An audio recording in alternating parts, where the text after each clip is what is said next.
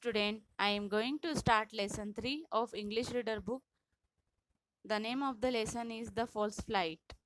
Dear student, इसमें Sheikh chilli की एक स्टोरी बताई गई है जो बहुत इंटरेस्टिंग है. आप इसको ध्यान से सुनेंगे. Sheikh Chilli and his wife lived in a village. One day, Sheikh Chilli said to his wife, "When I get some money, I will buy a cow." His wife replied, "Then I will milk the cow. We will need lots of clay pots."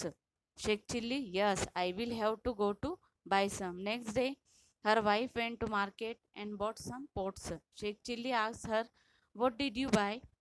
"I bought 5 pots, one for milk, one for buttermilk, one for butter, and one for ghee." "What is the fifth one for?" "That is for carrying some milk to my mother," said his wife. "What? Carry milk to your mother? How long have you been doing that?" Have you got my permission?" shouted Sheikh Chilli. Sheikh Chilli और उसकी wife एक गांव में रहते थे. एक दिन शेख चिल्ली ने अपनी वाइफ से कहा, "जब मेरे पास पैसा होगा तब मैं एक गाय खरीदूंगा." उसकी वाइफ ने जवाब दिया, "जब हमारे पास गाय आ जाएगी तो हमें उसके दूध के लिए बहुत सारे मटकों की जरूरत पड़ेगी." ठीक ठीक है, मैं मार्केट जाकर कुछ पोट्स ले आऊँगा." दूसरे दिन उसकी वाइफ मार्केट जाकर पोट्स खरीद कर ले आई. शेख चिल्ली ने उससे पूछा, "तुम ये क्या खरीद कर लाई?" उसने बोला, "मैं 5 पोट्स खरीद कर लाई हूँ. एक मिल्क के लिए, एक बटर मिल्क के लिए, एक बटर के लिए और एक घी के लिए." उसने पूछा, "ये पांचवा किसके लिए है?"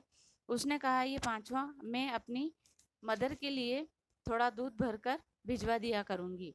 उसने बोला कि, "क्या तुम अपनी मदर के लिए ये ले जाओगी? ये काम तुम कब से करोगी और किसकी परमिशन से कर रही हो?" शेख चिल्ली ने चिल्लाते हुए कहा. His wife retorted, "There is no need for your permission." Sheikh Chilli's face turned red and he grabbed the pots one by one and smashed them all against the wall.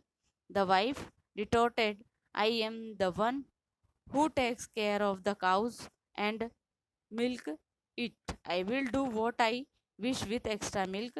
You fool, I work and sweat all day and buy a cow, and you give away the valuable milk to your mother," roared the husband. A neighbor came to their house. He asked the angry husband, "What's the matter? Why are you shouting?" "This woman is giving away the milk from our cow to her mother." The neighbor asked, "Your cow?" "Yes, the cow I am going to buy when I have enough money." "Oh, that one. You don't have a cow yet, do you?" said the neighbor. उसकी wife को बहुत ज़्यादा गुस्सा आ गया. "तुम्हारी permission की कोई ज़रूरत नहीं है." शेख चिल्ली का चेहरा बिल्कुल लाल हो गया. उसने पूरे पोट्स को दीवार पर पटक पटक कर टुकड़े टुकड़े कर डाले. उसकी वाइफ फिर से गुस्सा हो गई. उसने कहा, "मैं ही एक हूँ जो मिल्क और काऊ की केयर करती हूँ, तो मेरी मर्जी मैं बचे हुए मिल्क का कुछ भी करूँ." उसके पति ने बोला, "क्या मैं बेवकूफ़ हूँ जो दिन रात काम करूँ और फिर गाय खरीद कर लाऊं और तुम इतना कीमती दूध अपनी माँ के लिए ले जाओगी?" उसके घर के पास का जो पड़ोसी था वो आकर बोला, "तुम इतना गुस्सा क्यों हो रहे हो? तुम क्यों चिल्ला रहे हो? क्या क्या मैटर है? ये औरत गाय का दूध उसकी माँ को दे रही है." तो पड़ोसी ने पूछा, "क्या तुम्हारी गाय है?" "हाँ, जब मेरे पास ज़्यादा पैसा आ जाएगा तो मैं एक गाय खरीद लूँगा." पड़ोसी ने कहा, "अच्छा, अभी तुम्हारे पास गाय नहीं है?" The man said, "Just wait. I am going to get one." "Oh, really? Now I know what's happening to my wheat and corn," said the neighbor, picking up a stick and thrashing his neighbor. "Stop, stop. Why are you beating me? Your cow, it has been eating all the wheat and corn in my courtyard, and you are letting it."